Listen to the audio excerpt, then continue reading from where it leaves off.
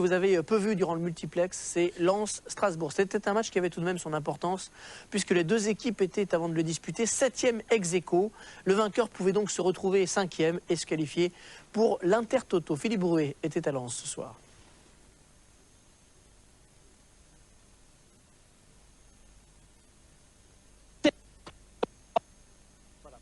Vous êtes là. Vous voyez à l'instant. Voilà. Philippe, vous m'entendez? On va reprendre, recaler votre sujet. On va recaler votre sujet et puis on va repartir pour votre résumé.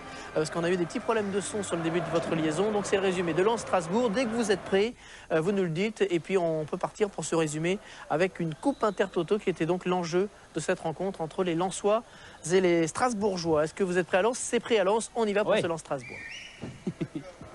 Voilà, on a droit à la deuxième partie de ces jonglages. On vous le disait tout à l'heure, c'était la fête 3 heures avant le coup d'envoi ici du côté du stade Bollaert. Bien sûr, à Bollaert, on veut du côté de Lens accrocher cette fameuse 5e place, une place plus intéressante que d'autres clubs pour l'Intertoto. Une information à propos de Dacour, qui fait un bisou la queue de rue. Eh bien, Dacour jouera à Leeds la saison prochaine. Ce sont les Strasbourgeois qui démarrent fort bien dans ce match. Après 5 minutes, ils vont se créer une première grosse occasion avec Peggy Luyindula face à Sébastien Chabert.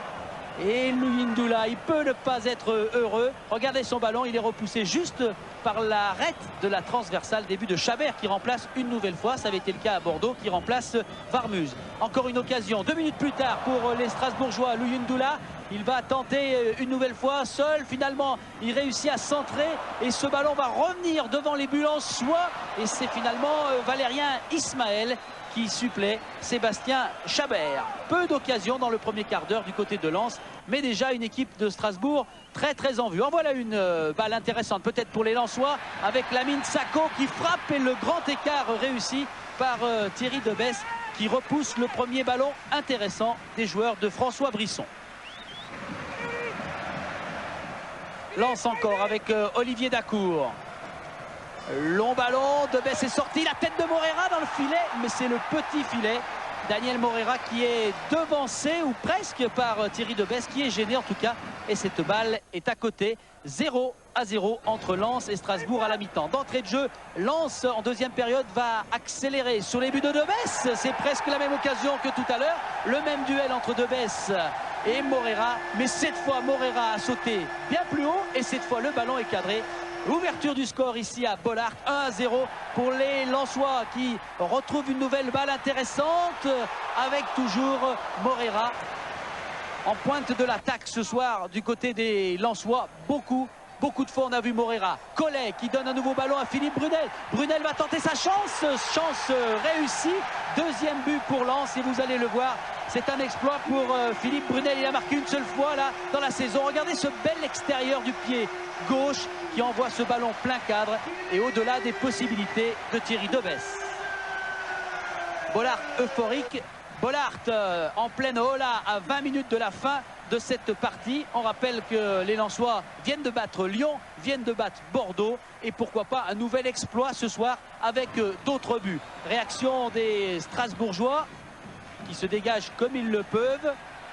Ils n'ont pas réussi vraiment à attaquer. C'est Lens qui repart. Lens à l'attaque avec Moreira. Il est passé sur Djanka. Moreira, deuxième duel victorieux face à Debesse. Et Daniel Moreira qui était souvent blessé, qui a eu une saison en dents de scie, a marqué 2 buts dans toutes ces saisons. Et bien voilà 2 autres ce soir en 1 heure de jeu ou un petit peu plus. Et puis Yann Lachor là au milieu des dirigeants du Racing Club de Lens.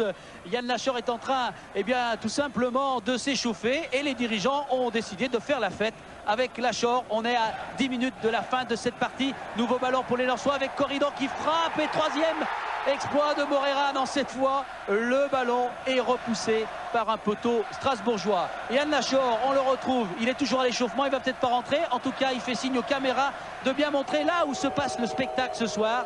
Euphorique le public de Lensois. Il y a eu un petit bémol à donner. Monsieur Sars a expulsé Djanka pour ce mauvais geste en fin de partie. Mais le résultat est là. La bise maintenant du président Martel pour François Brisson, l'entraîneur. Et la fête ce soir qui continue en ce moment même, Hervé, pour des Lensois qui vont décider fin mai s'ils feront l'Intertoto. On penche pour oui, pour faire plaisir notamment au public.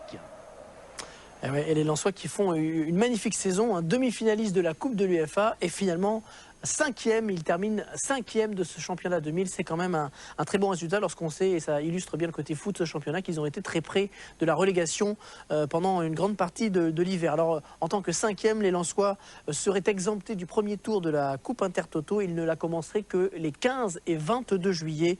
L'adversaire potentiel des Lensois serait allemand, suisse ou finlandais. Franchement, 15 ou 22 juillet, je pense que les Lensois devraient décider, vraisemblablement, et vous nous le confirmez Philippe, qu'ils devraient jouer cette Coupe Intertoto.